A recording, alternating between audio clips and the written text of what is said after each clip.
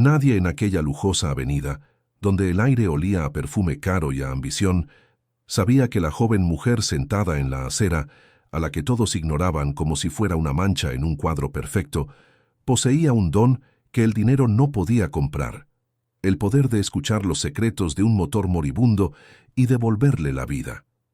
Para el mundo, Ana era invisible, una figura acurrucada en una chaqueta demasiado fina para el viento que se colaba entre los rascacielos.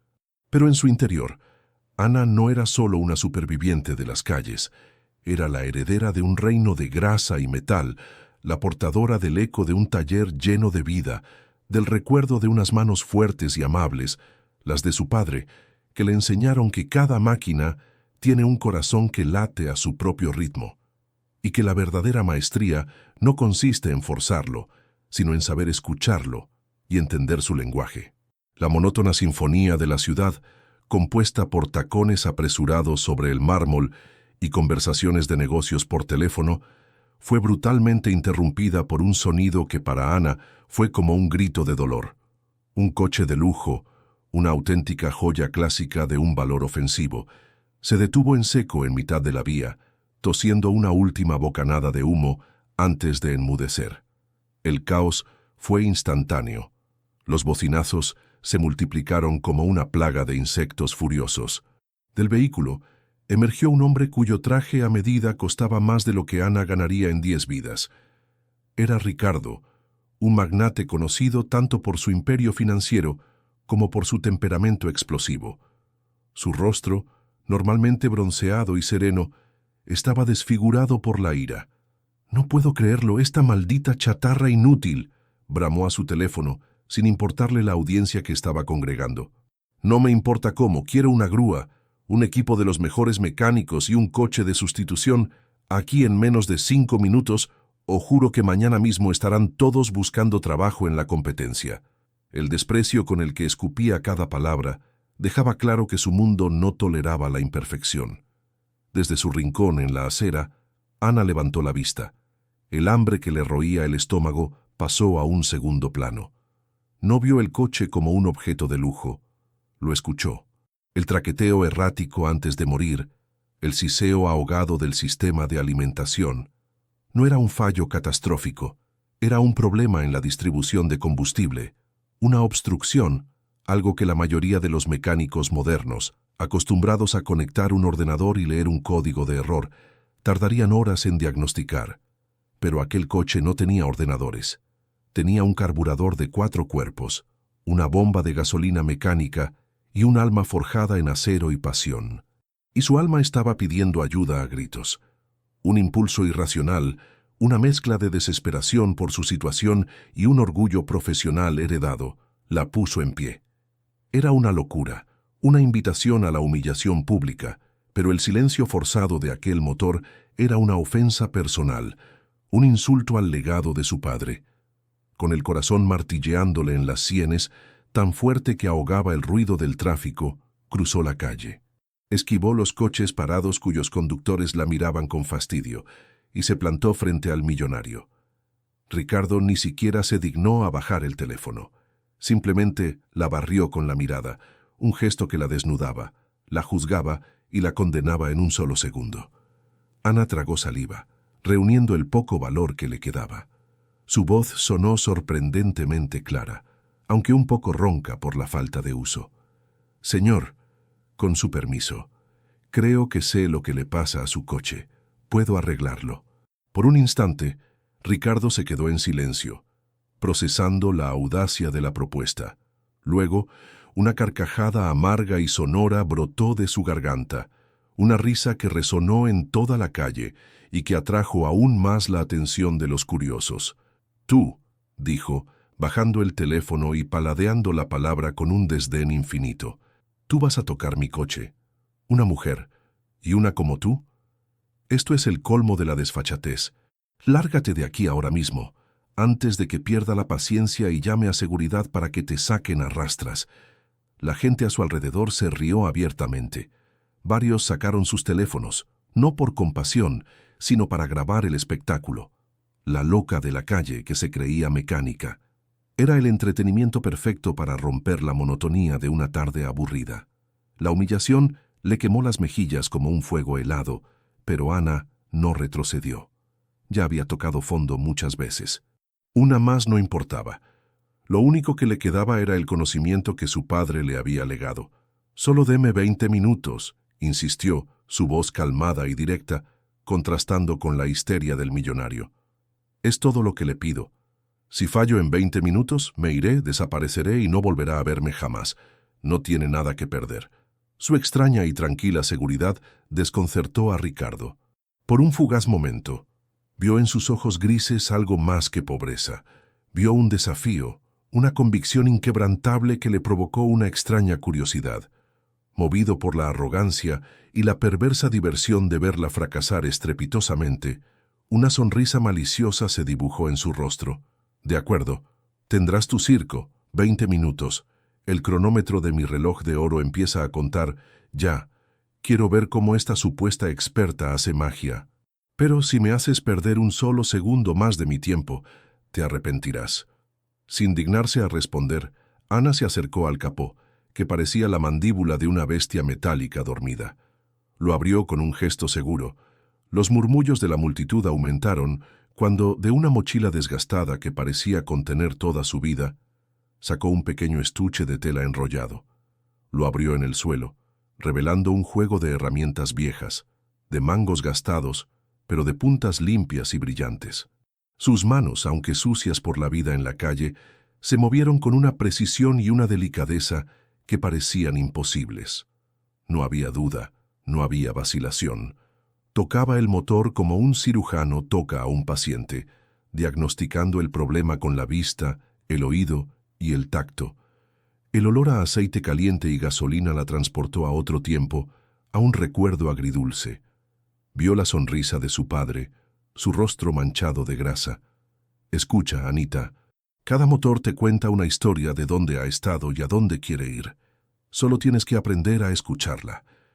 Un flashback rápido la golpeó como un latigazo, el calor asfixiante de un incendio, el sonido de cristales estallando y el rostro aterrorizado de su madre tirando de su brazo. «Corre, Ana, tenemos que irnos. No mires atrás, nunca mires atrás». Sacudió la cabeza con fuerza, anclándose en el presente. Se concentró en el carburador. Sus dedos, finos y ágiles, trabajaron con una velocidad asombrosa, limpiando una boquilla obstruida, ajustando el flujo de aire, reconectando un pequeño manguito de vacío que se había soltado. La multitud se había callado por completo. Las risas se habían transformado en un silencio expectante. Ricardo se había acercado sin darse cuenta, su expresión de burla reemplazada por una incredulidad que no podía ocultar.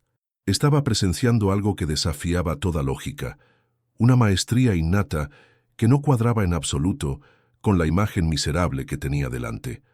Pasaron exactamente 20 minutos. El cronómetro de Ricardo vibró en su muñeca. En ese mismo instante, Ana cerró el capó con un sonido metálico, limpio y definitivo. Se levantó, se limpió las manos en sus pantalones vaqueros rotos y miró directamente a los ojos del millonario. «Ya está, puede encenderlo». La tensión en el aire era tan densa que se podía cortar. Todos contenían la respiración. Con un escepticismo palpable, Ricardo caminó lentamente hacia la puerta del conductor, entró en el coche y giró la llave en el contacto, esperando que no pasara absolutamente nada. El motor B12 no solo arrancó, rugió de vuelta a la vida, no tosió, no titubeó. Era una orquesta sinfónica de poder y precisión, un sonido redondo, potente y perfecto que llenó la avenida. Un jadeo colectivo recorrió a la multitud. Ricardo se quedó completamente paralizado, con las manos aferradas al volante de madera. Miró el panel de instrumentos, donde todas las luces de advertencia se habían apagado, luego al frente y finalmente, a través del parabrisas, a la joven mujer que permanecía de pie, serena, en medio del caos que ella sola había resuelto. Su mandíbula estaba desencajada. El mundo a su alrededor, con sus rascacielos y su lujo, se desvaneció. Ya no veía a una indigente, a un estorbo.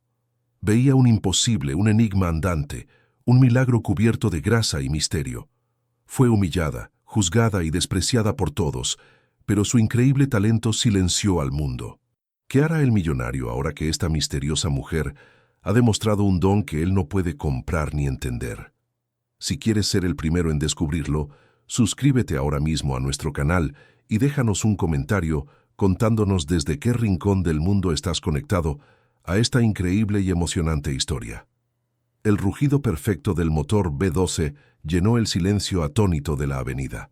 La multitud, que momentos antes se preparaba para una comedia, se encontró siendo testigo de un acto de magia inexplicable.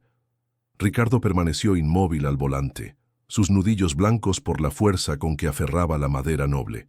El shock inicial en su rostro dio paso a una expresión completamente diferente, una que Ana no pudo descifrar de inmediato, una mezcla de asombro y cálculo frío.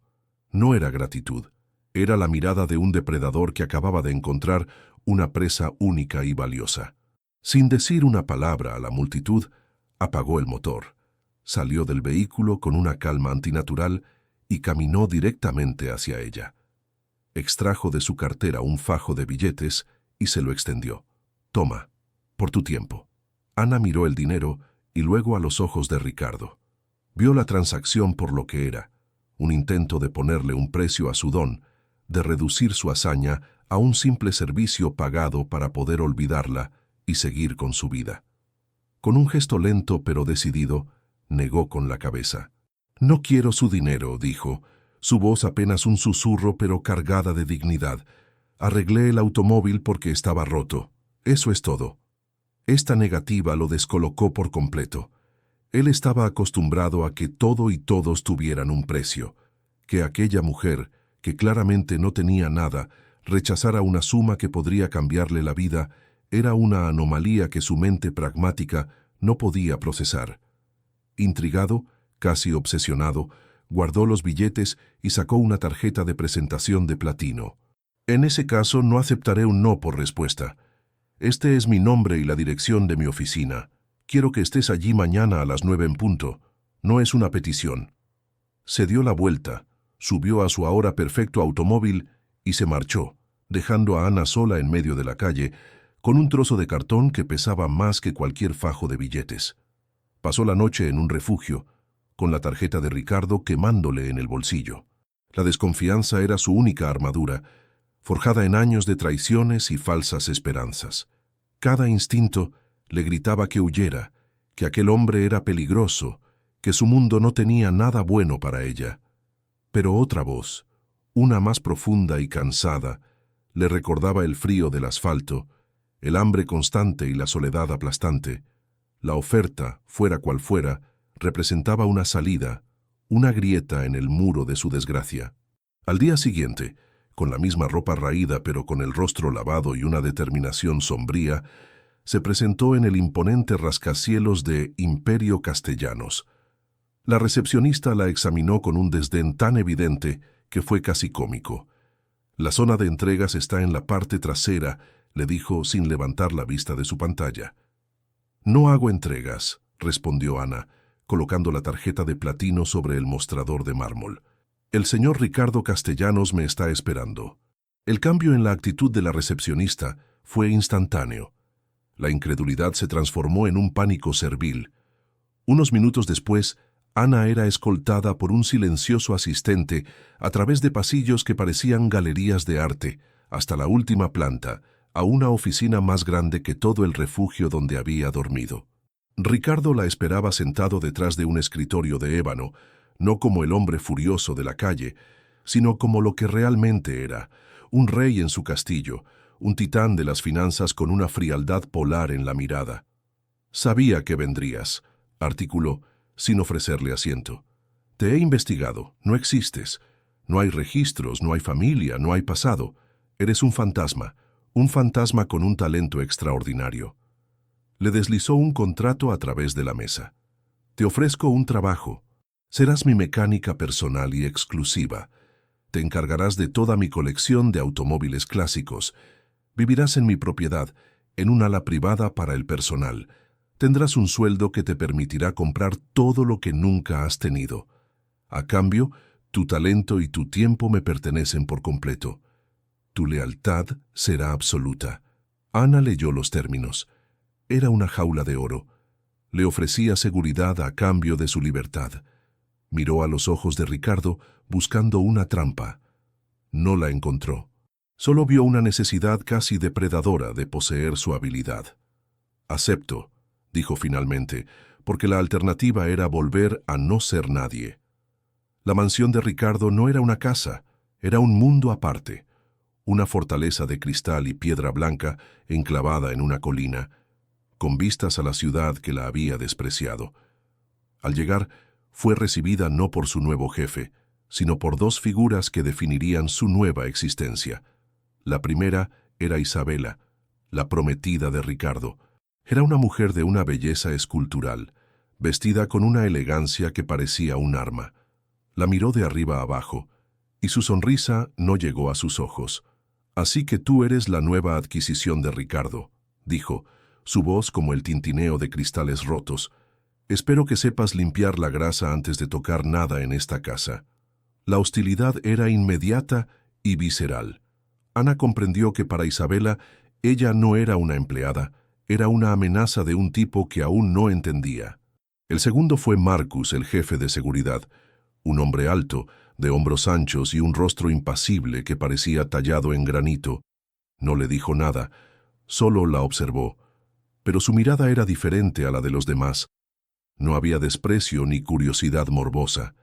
Era un escrutinio profundo, analítico, casi como si estuviera intentando leer su alma.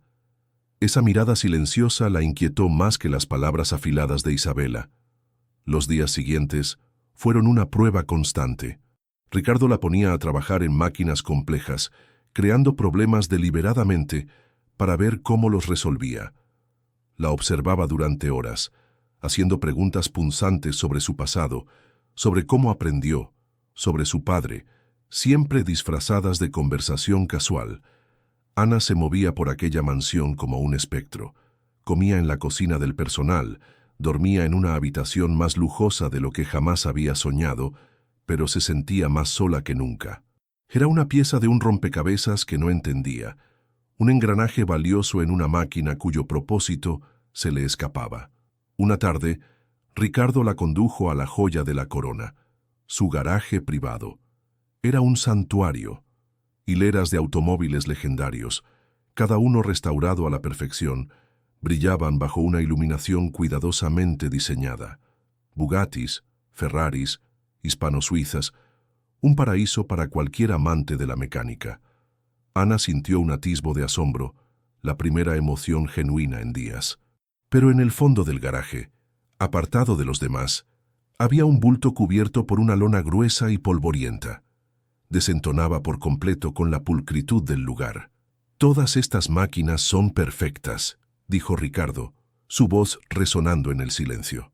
«Pero la verdadera maestría no se demuestra manteniendo la perfección, sino creándola a partir de la ruina». Caminó hacia el bulto y tiró de la lona de un solo golpe. Debajo yacía el esqueleto de un automóvil, una carcasa retorcida y carbonizada, un amasijo de metal oxidado y cristales derretidos.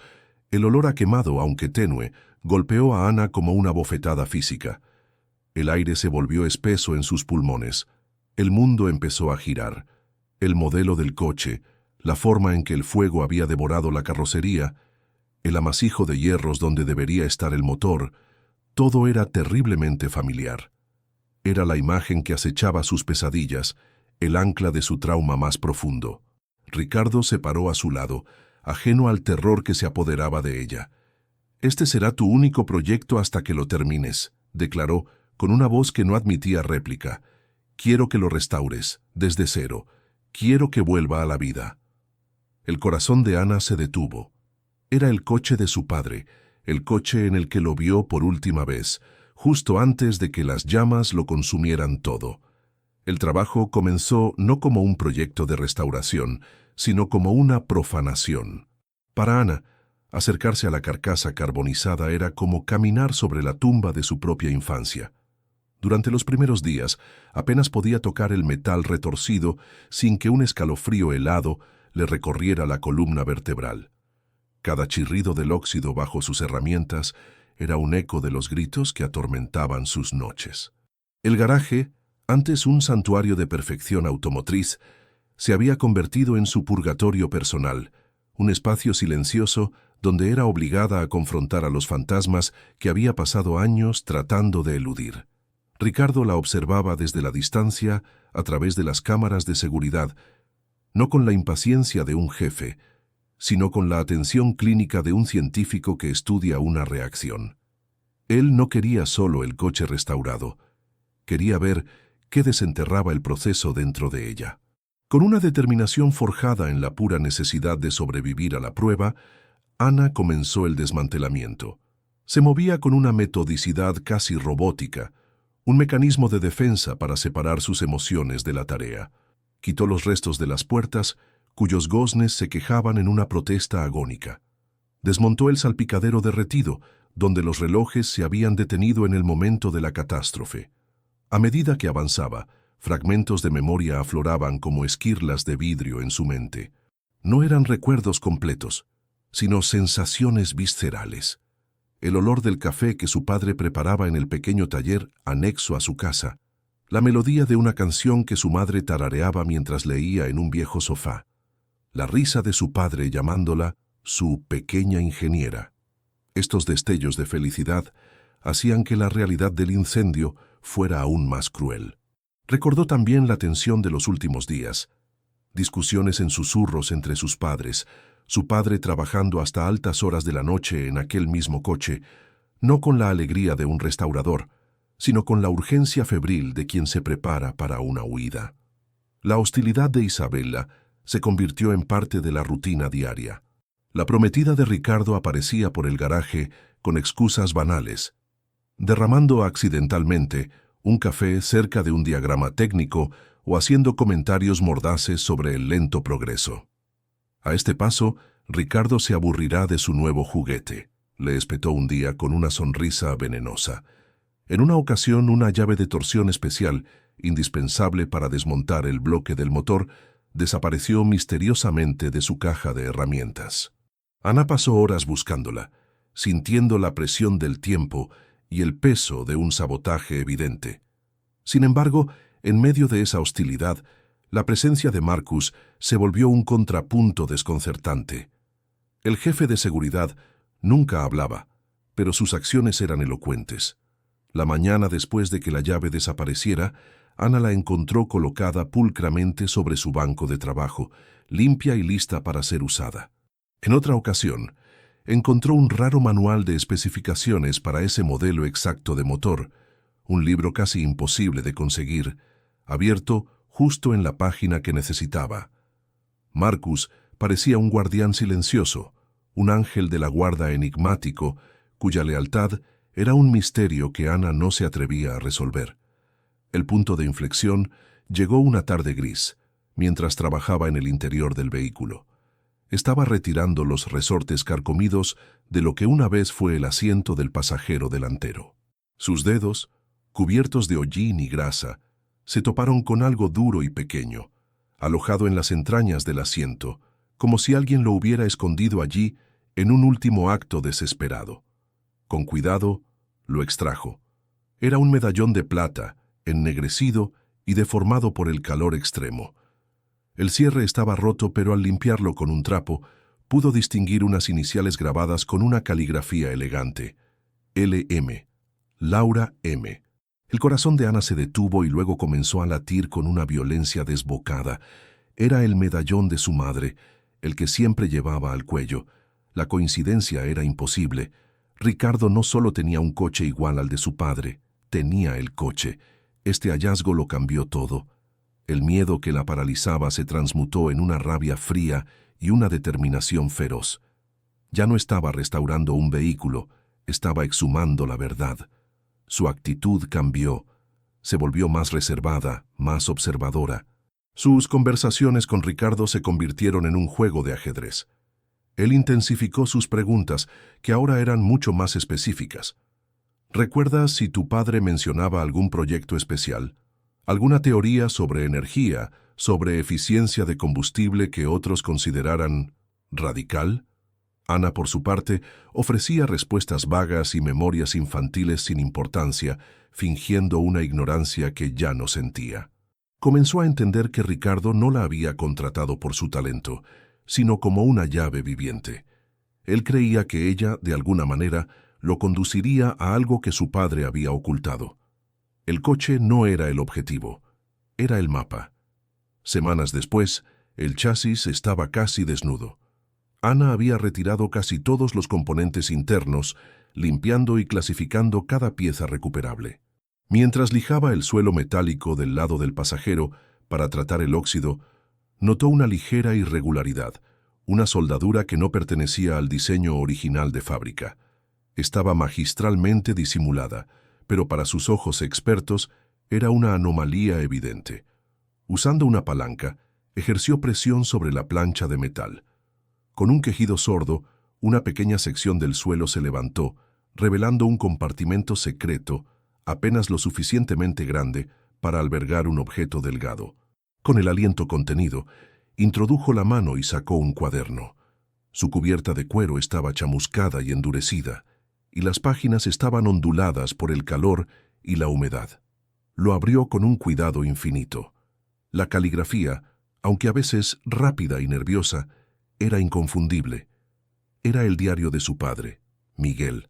Las primeras páginas hablaban de su emoción por un nuevo descubrimiento, un prototipo que podría cambiar el mundo. Pero a medida que avanzaba, el tono se volvía más sombrío, lleno de paranoia y temor. La última entrada estaba fechada el día del incendio, la tinta estaba corrida por el calor, las palabras escritas con una prisa desesperada. Él lo descubrió todo. Ricardo sabe lo del prototipo y su verdadero potencial. No puedo confiar en él.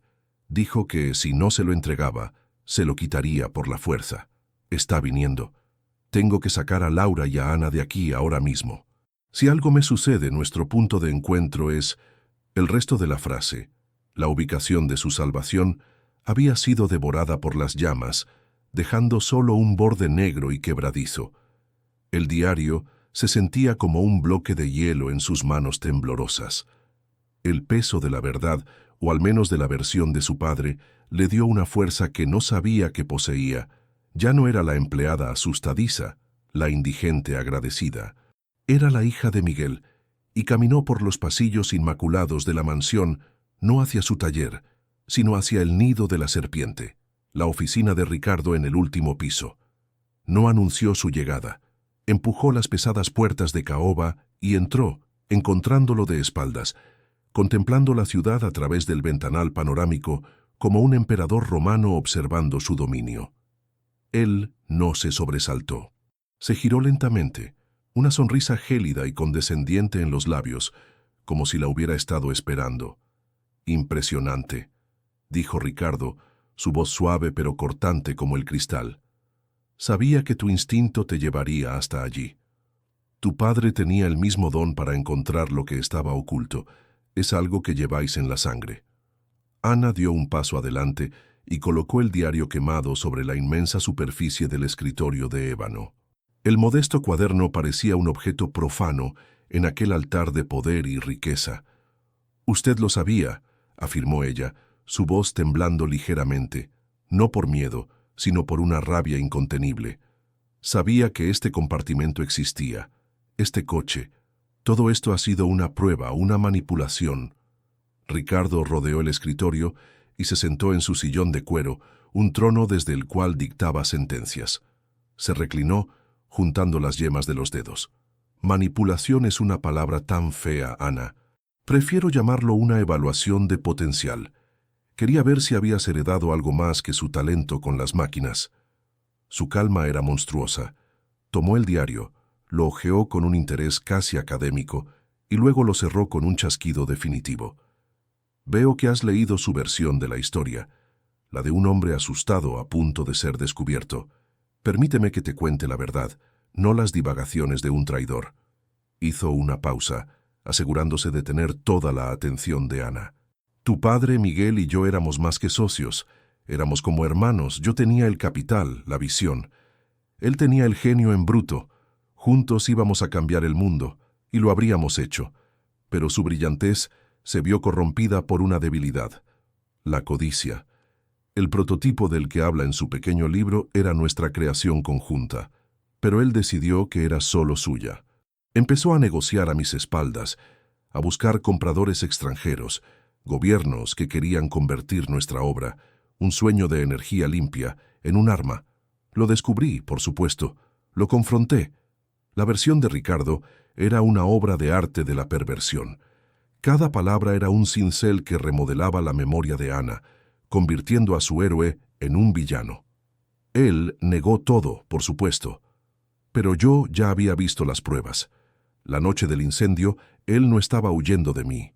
Estaba destruyendo las pruebas de su traición. Provocó el fuego él mismo para fingir su muerte y desaparecer con los planos finales. Y tu madre, la dulce Laura, ella no fue una víctima, fue su cómplice. Lo eligió a él, eligió el dinero que iban a obtener por su traición. Y a ti te dejaron atrás. Eras un cabo suelto, una carga que ralentizaría su huida. Te abandonaron, Ana, sin mirar atrás. El mundo de Ana se inclinó sobre su eje. Las paredes de la lujosa oficina parecieron ondular. Cada palabra de Ricardo era un veneno que se infiltraba en sus venas, reescribiendo su pasado y aniquilando su futuro. El recuerdo del rostro de su madre, tirando de ella en medio del caos, ya no parecía un acto de salvación, sino el principio de un abandono calculado. La figura de su padre, el inventor idealista, se desmoronaba para dar paso a la de un criminal egoísta. El aire se volvió irrespirable. Se sentía como si se estuviera ahogando en un océano de mentiras. «Mientes», susurró, pero la palabra no tenía fuerza. Se perdió en la inmensidad de la oficina. Ricardo sonrió, una sonrisa triste y paternalista que era más cruel que cualquier grito. «Ojalá lo hiciera, niña, ojalá. Cuando te encontré en la calle, vi su fantasma en tus ojos. Vi una oportunidad de redimir en cierto modo el nombre de mi viejo amigo. Te di un hogar, un propósito. Pensé que merecías algo mejor que el legado de un ladrón y una madre que no te quiso lo suficiente. Puedes elegir creer en las fantasías de ese diario, o puedes aceptar la dura realidad y estar agradecida por la segunda oportunidad que te he dado. La elección es tuya». Ana tropezó hacia atrás, salió de la oficina como una autómata y caminó por los pasillos de la mansión. Cada obra de arte, cada jarrón de diseño, cada alfombra persa le gritaba la historia de Ricardo. Estaba viviendo en una jaula construida con los beneficios de la traición a su familia. Llegó a su habitación y se derrumbó. La verdad, la que fuera, era inalcanzable. Estaba atrapada en una red tejida por un hombre infinitamente más poderoso que ella. ¿Y si tenía razón? El dolor de esa posibilidad era un abismo sin fondo.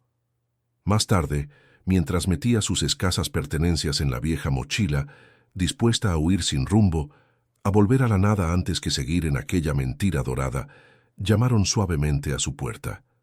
Era Isabela. Su expresión era de una compasión perfectamente ensayada.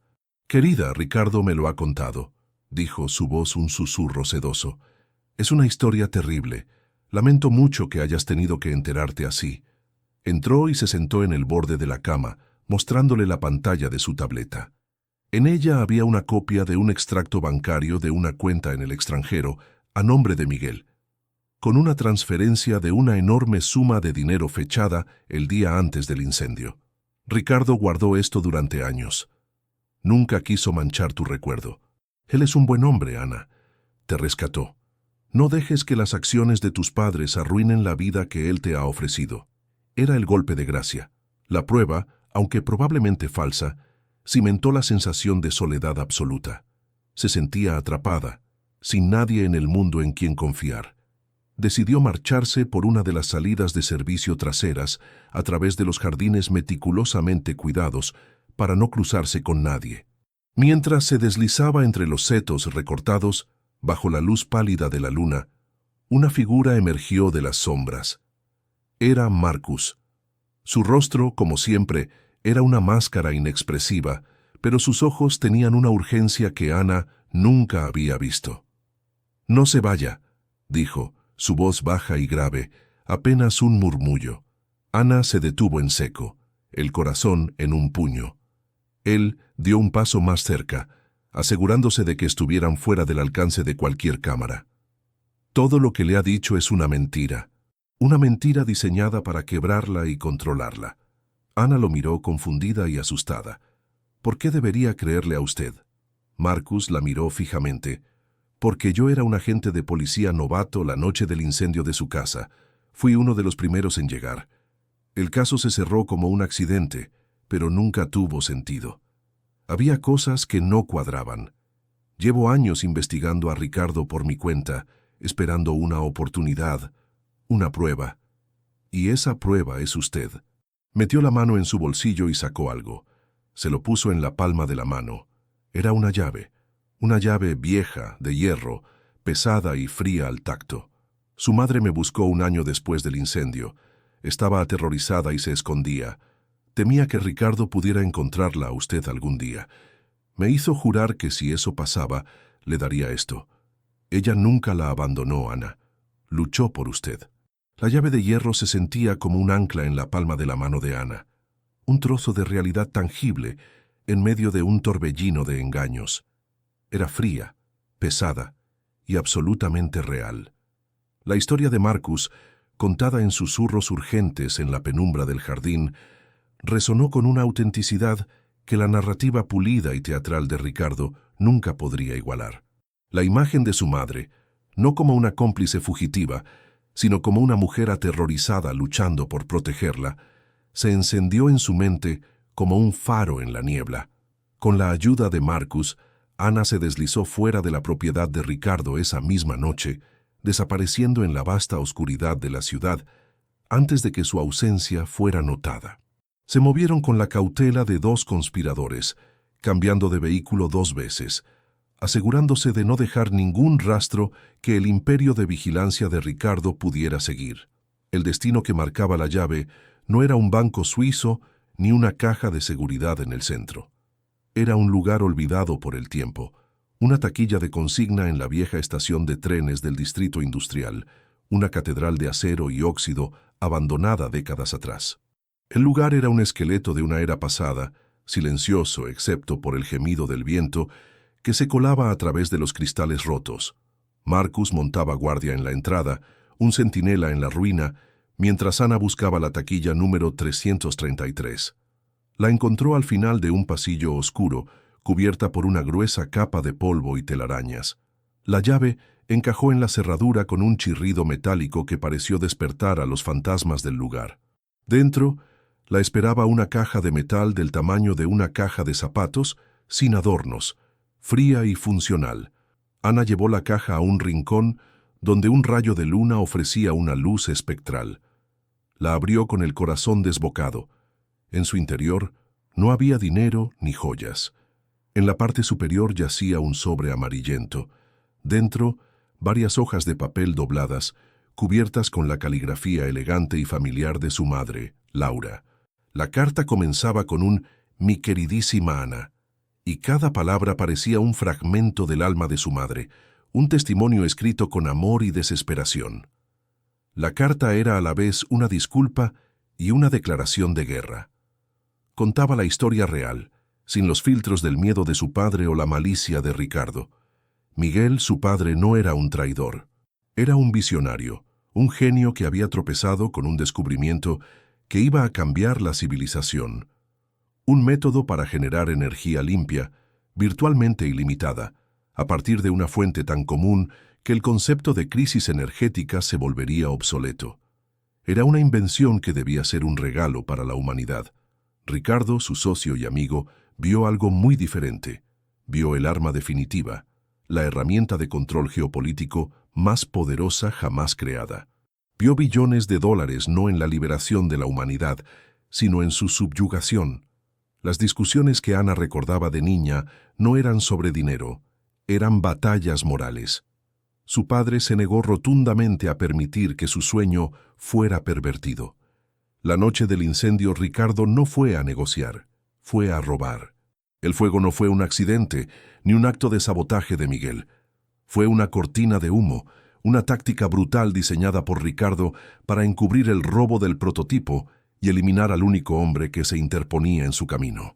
Laura describió con un detalle desgarrador cómo escapó por los pelos con una pequeña Ana dormida en brazos, cómo se separaron en el pánico y el caos, y cómo, a partir de ese momento, había vivido una vida de fugitiva, siempre mirando por encima del hombro, sabiendo que el poder y la influencia de Ricardo eran casi ilimitados. Dejar a Ana en un orfanato fue la decisión más atroz de su vida, un acto de sacrificio desesperado para mantenerla fuera del radar de Ricardo, para darle una oportunidad de tener una vida normal, una oportunidad que Laura nunca pudo tener. Pero la revelación más impactante estaba al final. El prototipo nunca fue robado. En el caos del incendio, Ricardo y sus hombres no pudieron encontrarlo. Miguel, paranoico y previsor, lo había escondido. No en un banco, no en una caja fuerte, sino en un lugar que solo la mente de un ingeniero brillante y un padre amoroso podría concebir. La carta no revelaba la ubicación directamente. En su lugar, contenía una serie de acertijos, una búsqueda del tesoro emocional y geográfica. Las pistas estaban entrelazadas con los recuerdos de la infancia de Ana. Una canción de cuna que su padre le cantaba, el nombre de un parque donde celebraron su 5º cumpleaños, el sabor de un helado de una pequeña tienda familiar ya desaparecida. El prototipo estaba escondido en un lugar que solo Ana, la pequeña ingeniera de su padre, podría encontrar. Su mente, su memoria, era la clave final. Ana terminó de leer la carta con lágrimas surcando sus mejillas, lágrimas que no eran de tristeza, sino de una claridad furiosa. El peso de la duda se evaporó, reemplazado por una certeza de acero. Ya no era una víctima a la deriva, era una heredera, la guardiana de un legado, la portadora de una misión. Le mostró la carta a Marcus, cuyos ojos se endurecieron al leerla. Él le confesó entonces toda su historia. Tras el archivo oficial del caso, había continuado su propia investigación de forma clandestina durante años. Se había infiltrado en la organización de Ricardo, aceptando el trabajo de jefe de seguridad, esperando pacientemente el día en que pudiera encontrar una grieta en la armadura del magnate. La aparición de Ana había sido esa grieta. Ahora eran aliados con un propósito común: encontrar el prototipo antes que Ricardo y usarlo para exponerlo y llevarlo ante la justicia. La misión se convirtió en una carrera frenética contra el tiempo. Sabían que, en el momento en que Ricardo descubriera la desaparición de Ana y la traición de Marcus, desataría toda la fuerza de su imperio para cazarlos. Las pistas de Laura los llevaron a un viaje a través de su propio pasado olvidado. Visitaron el esqueleto del viejo carrusel del parque, donde encontraron una fecha grabada en la madera de uno de los caballos. Fueron a la biblioteca del barrio, donde en un ejemplar de 20.000 leguas de viaje submarino, el libro favorito de su padre, encontraron una serie de coordenadas anotadas en el margen de una página. Cada acertijo resuelto era una victoria, pero también aumentaba el peligro. En una ocasión, mientras salían de la biblioteca, vieron pasar un sedán negro con cristales tintados, el mismo tipo de vehículo que formaba parte de la flota de seguridad de Ricardo. El cerco se estaba estrechando. La persecución era implacable y se manifestaba de formas sutiles. Cuentas bancarias improvisadas que eran congeladas, rostros familiares en multitudes que parecían estar observando, llamadas a sus teléfonos desechables que solo emitían estática. Marcus utilizó su conocimiento de los protocolos de seguridad de Ricardo para mantenerse un paso por delante, guiando a Ana a través de la jungla urbana, durmiendo en moteles de mala muerte y comiendo lo que podían. Ana, por su parte, demostró una resiliencia y una inteligencia que sorprendieron incluso a Marcus. Su mente, entrenada para resolver problemas mecánicos complejos, era extraordinariamente hábil para descifrar los enigmas lógicos y emocionales de su padre. La pista final, una combinación de la fecha del carrusel y las coordenadas del libro, apuntaba a un único lugar. Un lugar tan obvio y a la vez tan impensable que le heló la sangre. El lugar donde todo comenzó y terminó, el epicentro de su dolor y su única esperanza. las ruinas de la antigua oficina y taller de Miguel, en las afueras olvidadas de la ciudad. Cuando llegaron al anochecer, la escena fue un golpe devastador para sus esperanzas. El terreno estaba iluminado por potentes focos portátiles. Varios hombres corpulentos, claramente parte del equipo de Ricardo, estaban trabajando con equipos de excavación, removiendo la tierra con una urgencia brutal. En el centro de todo, supervisando la operación, estaba el propio Ricardo. Había llegado antes, parecía que todo estaba perdido. Mientras Marcus buscaba una vía de escape, Ana se quedó paralizada, observando la profanación de su último santuario. Fue entonces cuando una figura emergió de las sombras de los árboles al otro lado del terreno, una silueta que se movía con una cojera pronunciada. Un hombre mayor, con el rostro surcado por el tiempo y las cicatrices. Se detuvo, sus ojos se fijaron en ella a través de la distancia, y una sola palabra flotó en el aire, una palabra que atravesó el ruido de las máquinas y llegó directamente a su corazón, dicha con una voz ronca y quebrada por la emoción. Anita era su padre. Estaba vivo. El mundo se detuvo para Ana. El ruido de las excavadoras, la presencia amenazante de Ricardo y sus hombres, el frío de la noche.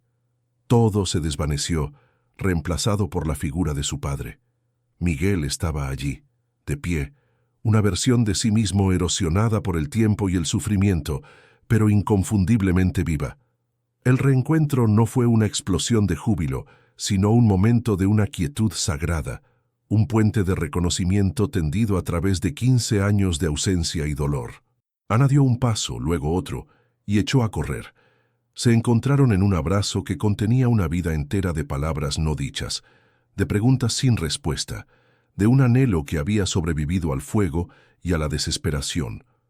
Las cicatrices en el rostro de su padre eran un mapa de su supervivencia, y al tocarlas, Ana sintió que finalmente tocaba la verdad. La reunión fue brutalmente interrumpida. Ricardo, alertado por el cese repentino del trabajo, se giró y los vio. Su rostro, iluminado por los focos, pasó por una gama de emociones que iban desde la incredulidad absoluta hasta una furia volcánica.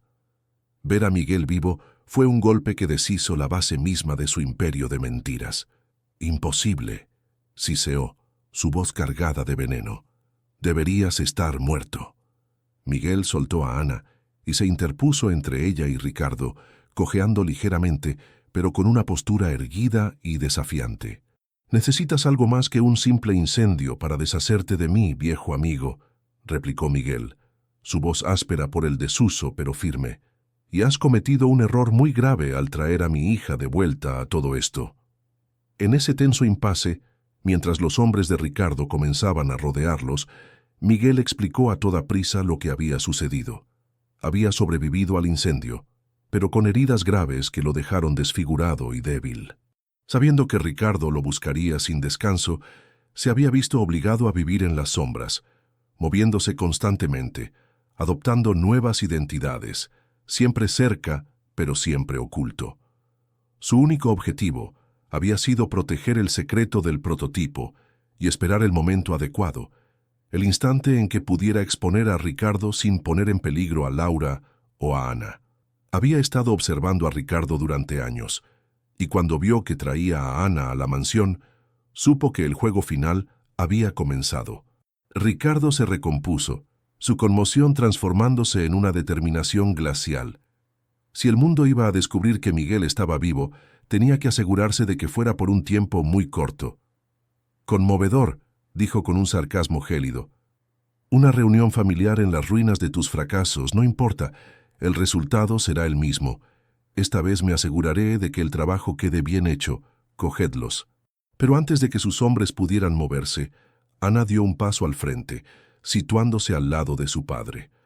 Ya no era la joven asustada de la calle, era la hija de Miguel, la guardiana de su legado, y la mujer que había desentrañado cada una de las mentiras de Ricardo. «Es demasiado tarde, Ricardo», dijo, su voz resonando con una autoridad que lo sorprendió. «Creíste que yo era la llave para encontrar el prototipo, pero te equivocaste. Mi padre nunca lo escondió aquí». Una sonrisa de suficiencia cruzó el rostro de Ricardo. «¿Ah, no? ¿Y dónde está entonces, pequeña genio?» «En la taquilla de una estación abandonada. Mis hombres la vigilan desde ayer». Ana negó lentamente con la cabeza. Esa era solo la primera parte del plan de mi madre. La carta, la verdad, la parte que yo necesitaba para ser fuerte. El verdadero secreto, la verdadera genialidad de mi padre, no fue donde lo escondió, sino qué es. Miró a su padre, quien asintió con una leve sonrisa. Entonces, Ana se dirigió de nuevo a Ricardo. El prototipo no es un objeto, no son unos planos en un papel, es un proceso, una fórmula, y está aquí. Se tocó la sien con un dedo. Mi padre se aseguró de que yo fuera la única persona capaz de entenderlo y replicarlo. Destruyó cada prototipo físico, cada anotación, lo convirtió en un recuerdo, en una lección, en una canción de cuna. Lo escondió en el único lugar al que tú nunca podrías acceder, dentro de mí. La revelación colgó en el aire, más impactante que cualquier explosión. Ricardo la miró, comprendiendo la magnitud de su derrota. Había buscado un tesoro, cuando el verdadero tesoro era la mente de la joven a la que había subestimado desde el primer segundo. En ese momento de comprensión y rabia ciega, cometió su último error. «Entonces te llevaré a ti», gritó, abalanzándose hacia ella. Pero antes de que pudiera dar 2 pasos, el sonido penetrante de sirenas llenó la noche. Flotas de vehículos policiales, no coches patrulla locales, sino los sedanes negros del gobierno federal, surgieron de la oscuridad, cercando la propiedad con una eficiencia abrumadora. Agentes armados descendieron, asegurando el perímetro y deteniendo a los desconcertados hombres de Ricardo. Del vehículo principal descendió Marcus, pero ya no llevaba el uniforme de seguridad de la mansión.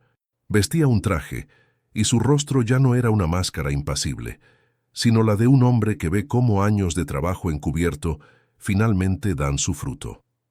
A su lado, para el completo asombro de Ana y Miguel, caminaba una mujer que parecía una versión mayor y más cansada de la figura de sus sueños, Laura, su madre.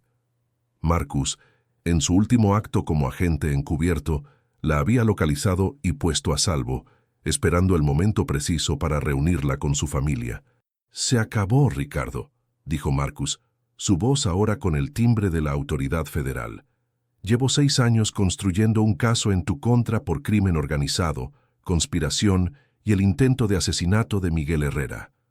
La declaración jurada de Ana y las pruebas que ha descubierto son la pieza final».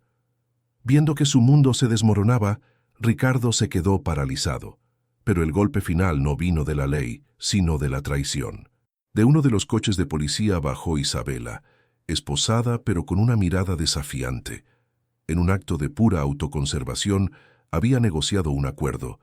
Entregó discos duros, grabaciones y testimonios que detallaban cada crimen de Ricardo, desde el soborno hasta el lavado de dinero, a cambio de una sentencia reducida. La expresión en el rostro de Ricardo al verla no fue de ira, sino de una desolación absoluta.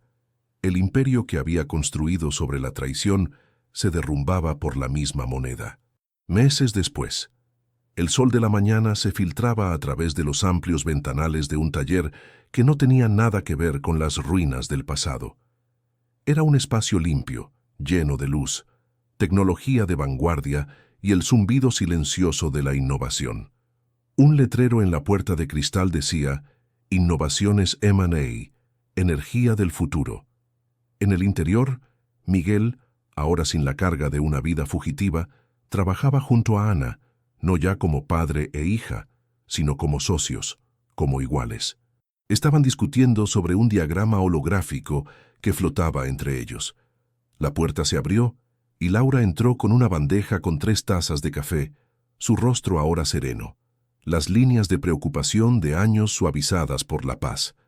La familia, rota por la codicia y la violencia, estaba finalmente reunida, completa y sanada. El legado de Miguel no había sido pervertido. Estaba a punto de cambiar el mundo para mejor, guiado por la brillantez de su hija. La cámara se acerca al rostro de Ana. Ya no hay rastro de la mujer invisible de la acera. Sus ojos brillan con inteligencia, confianza y un propósito claro. Sonríe, una sonrisa genuina, la sonrisa de alguien que ha enfrentado la oscuridad más profunda y ha salido al otro lado no solo intacta, sino fortalecida, dueña de su historia y arquitecta de su propio y brillante porvenir.